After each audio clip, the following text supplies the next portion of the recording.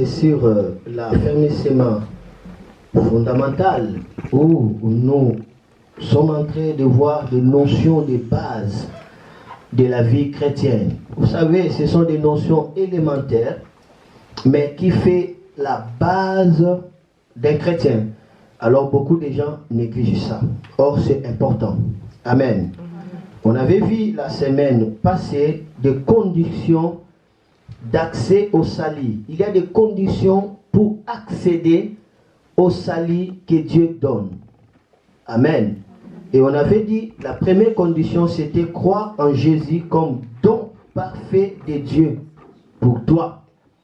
Et la deuxième condition, on avait dit, confesser de ta bouche que Jésus est Seigneur et croire réellement qu'il a été ressuscité des morts pour te justifier. Et la troisième condition, c'était confesser tout le péché. Et nous avons vu encore une autre condition, c'est recevoir le baptême. Et enfin, on avait vu une autre condition, c'était, je crois c'est tout, par rapport à ce qu'on avait vu. Mais aujourd'hui, nous allons maintenant voir des signes du salut en Jésus-Christ. C'est ce qu'on va voir aujourd'hui. Les signes du salut en Jésus-Christ. Amen. C'est important. Tu es sauvé. Oui, tu as reçu Jésus, tu es sauvé. Quels sont les signes qui accompagnent ton salut? Quels sont des signes qui accompagnent ta vie chrétienne? Est-ce que quelqu'un est soifé d'écouter ça? Il faut retenir une chose. Il y a des signes qui accompagnent le salut dans la vie de l'homme. Et ces signes sont tangibles et réels. Ça ne se trompe pas. C'est tangible et réel. Celui qui est sauvé, il est épargné de l'enfer. Il est libre du Satan et du péché. Il a le ciel comme étant un cadeau.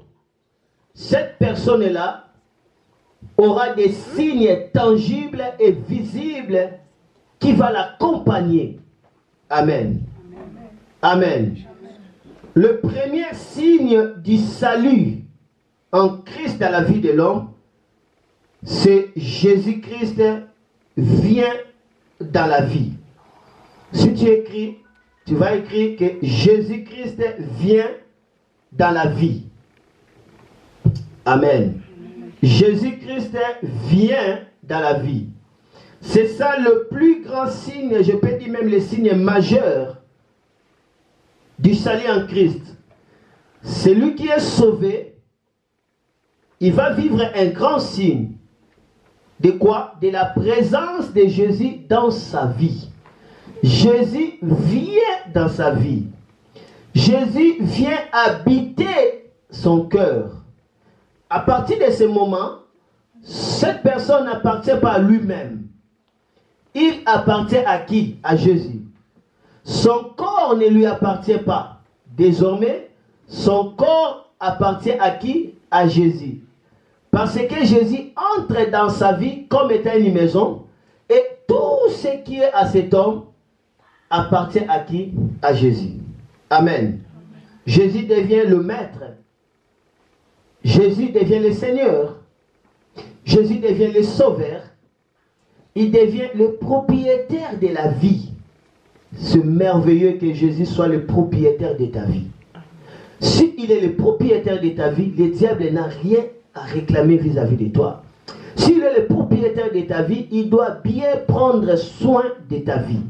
S'il est le propriétaire de ta vie, alors ta vie devient sa demeure, son habitation, l'endroit où sa gloire s'éclate, l'endroit où sa présence se manifeste, l'endroit où tu vas vivre les règnes, la domination, la richesse de Dieu dans ta vie. Amen. Ce n'est pas quelque chose de négligé. Que tel que tu es là, tu deviens l'habitation de Dieu. Dieu habite en toi. Tu commences à transporter Dieu. As-tu déjà compris cela? Tel que tu es là, tu es l'habitation de Dieu. As-tu déjà eu conscience que tel que mon corps est là, mon corps est le temple du Saint-Esprit et que je suis la maison de Dieu? Si tu comprends ces choses, rien sur la terre ne pourra t'embrayer. Si tu réalises ces choses, aucune chose sur la terre va dépasser ton entendement, va dépasser ta pensée. Seul Jésus sera ta préoccupation numéro 1. Le premier signe du salut, retiens avec moi, Jésus vient dans la vie de l'homme. Pour faire quoi? Pour habiter et demeurer. Apocalypse chapitre 3. Apocalypse chapitre 3, le verset 20. J'aimerais lire. Apocalypse chapitre 3, le verset 20. La Bible dit, voici, je me tiens à la porte et je frappe. Si quelqu'un attend ma voix et ouvre la porte, j'entrerai chez lui, je souperai avec lui et lui avec moi. Amen. Jésus dit, je me tiens à la porte. La porte de qui? La porte de quoi? La porte de ton cœur. Il dit, je frappe, je demande la permission. Si quelqu'un attend ma voix, ouvre, moi je vais entrer dans sa vie, dans son cœur.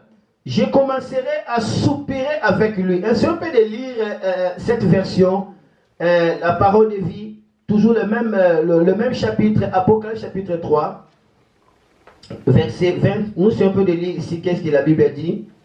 La Bible dit, voilà, si c'est Jésus qui dit, voilà, je me tiens à la porte et je frappe. Si quelqu'un attend ma voix, ouvre la porte, j'entrerai chez lui, je mangerai avec lui et il mangera avec moi. Amen.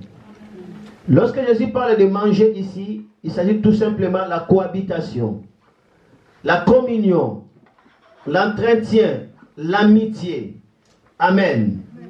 La présence de Jésus dans la vie de l'homme, c'est un signe majeur de son salut. L'homme sauvé devient l'habitation du Christ et le siège de règne de Dieu. Amen. C'est la raison pour laquelle il faut retenir une chose. Sans le salut, Jésus ne peut pas habiter dans une vie de l'homme. Amen. Et sans la présence du salut, il n'y a pas aussi Jésus dans la vie d'un homme. Sans Jésus, il n'y a pas le salut. Sans le salut, il n'y a pas Jésus. Si tu as reçu Jésus réellement dans ton cœur, sache-le bien que tu es l'habitation de Jésus. Amen. Il vient habiter à toi. Il vient demeurer à toi. Si tu lis dans le livre de Jean, chapitre 10, le verset 10, la Bible dit, le voleur qui est le diable, il est venu, ou il ne vient que pour voler, dérober et détruire. Ça, on définit la mission du Satan. Satan vient dans la vie d'un homme pour 3 missions. La première mission, il vient dérober. Dérober, c'est quoi? Cela veut dire détourner quelque chose de manière rapide, de manière frauduleuse. Dérober. Dérober, c'est aussi voiler la chose. Dérober, c'est aussi ravir rapidement, brusquement la chose. Lorsque le diable opère dans la vie d'une personne, la personne va à vivre l'absence de la joie, l'absence de la paix, l'absence de la tranquillité. Pourquoi? Parce que le diable vient dérober tout événement qui pourrait amener cette personne à la joie. Le diable est là pour dérober des destinées. C'est pourquoi beaucoup de gens sont dans l'endroit où Dieu ne leur a même pas placé qu'ils soient.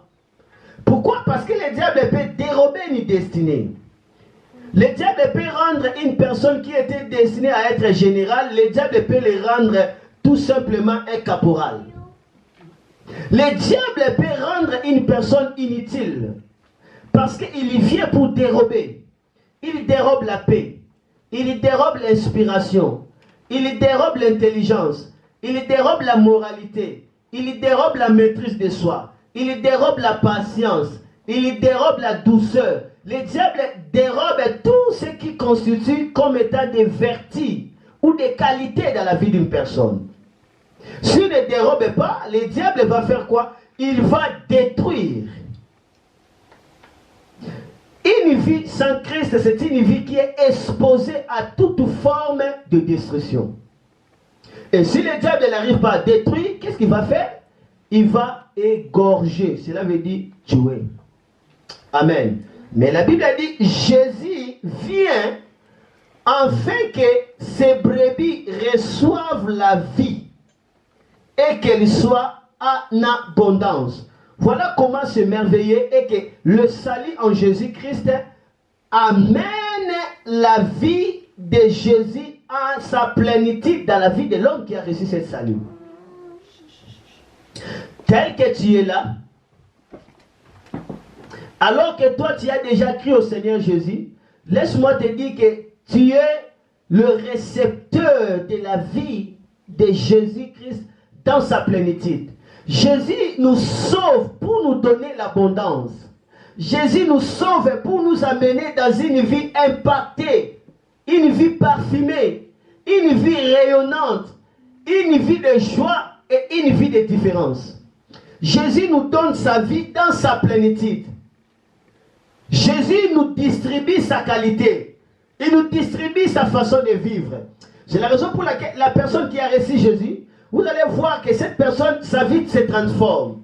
Autrefois, il fumait, mais il n'arrivera plus à fumer. Parce que la présence de Jésus dans sa vie lui accorde la vie de Jésus à sa abondance, dans sa abondance. La vie de Jésus, c'est la vie de la sainteté.